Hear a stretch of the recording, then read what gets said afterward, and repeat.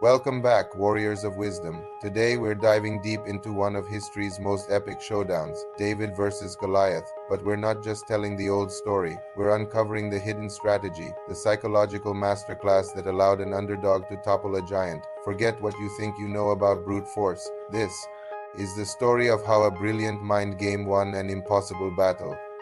For 40 days, the Philistine army had a terrifying secret weapon, Goliath. Standing over 9 feet tall, draped in bronze armor, he was a walking fortress, a titan bred for one purpose, intimidation. His challenge echoed across the valley of Elah, freezing the Israelite soldiers in their tracks. He wasn't just a warrior, he was a psychological weapon, and his primary tool was fear. But fear, as we're about to see, is a double-edged sword. Then a new player enters the field, David, a young shepherd with no armor, no shield, no sword. To everyone watching, it looked like a suicide mission. But David wasn't there to fight Goliath's battle. He was there to fight his own. He walked onto that field armed with a sling, a few smooth stones, and an unshakable strategy. He wasn't just planning to defeat Goliath physically. He was going to dismantle him mentally, piece by piece, before the first stone was ever thrown. David's genius was in his complete refusal to play by Goliath's rules.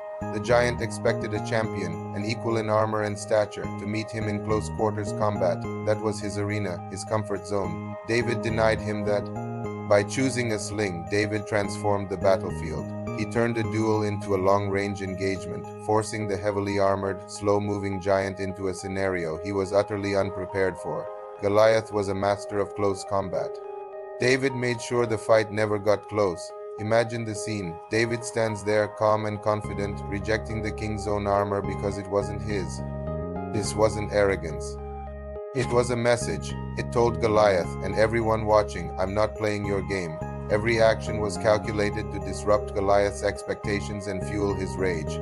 The giant, insulted and confused, was ready for a soldier but instead faced a strategist. Goliath's confidence began to crack, replaced by frustration. He was being outmaneuvered before the fight even began. When David finally loaded his sling, it was more than just a physical act.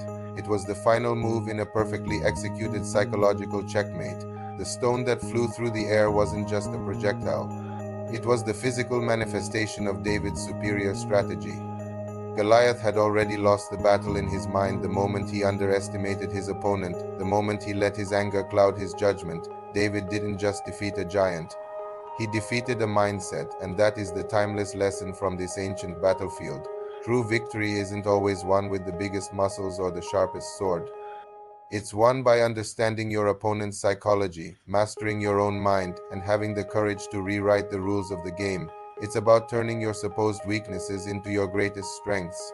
If you enjoyed this strategic breakdown, do me a favor and hit that like button and subscribe for more deep dives into the minds of history's greatest figures.